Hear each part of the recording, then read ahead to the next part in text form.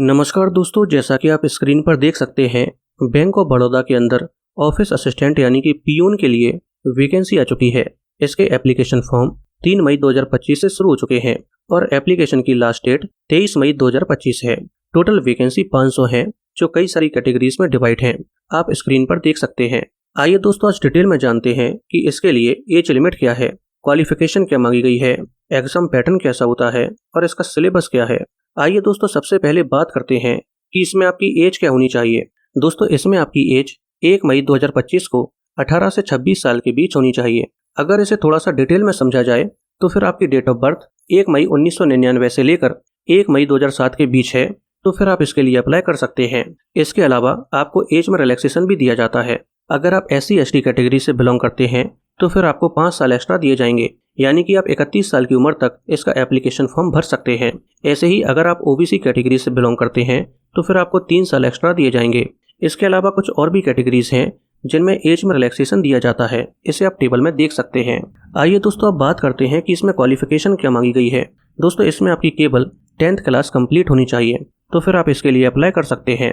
लेकिन आपको इस बात का विशेष ध्यान रखना होगा कि आपकी 10th 1 मई 2025 से पहले कंप्लीट हो जानी चाहिए और आपके पास रिजल्ट होना चाहिए।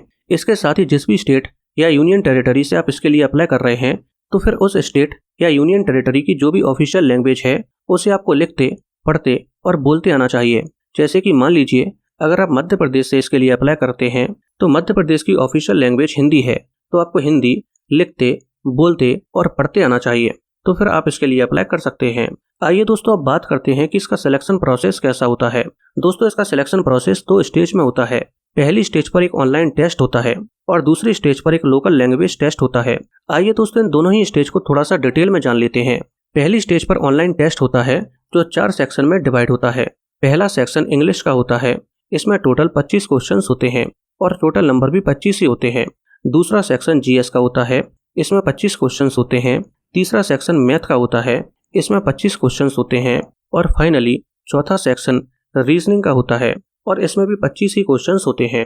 इस तरह से चारों सेक्शन को मिलाकर टोटल क्वेश्चंस 100 होते हैं और टोटल नंबर भी 100 ही होते हैं। लेकिन इसमें आपको केवल 80 मिनट का समय दिया जाता है।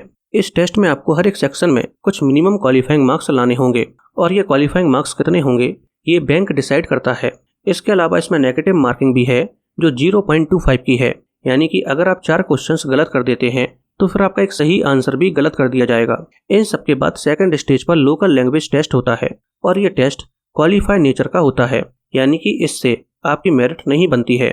इसको आपको केवल पास करना होता है और इस टेस्ट में मेनली ये चेक किया जाता है कि जिस स्टेट से आपने एप्लीकेशन फॉर्म भरा है, तो उस स्टेट की जो भी ऑफिशियल लैंग्वेज है उसे आपको बोलना, लिखना और पढ़ना आता है कि नहीं। इस टेबल में आप देख सकते हैं हर एक स्टेट के लिए लोकल लैंग्वेज क्या है। दोस्तों, अगर आपको ये वीडियो पसंद आई हो तो वीडियो को लाइक करके चैनल को सब्सक्राइब कर लीजिए।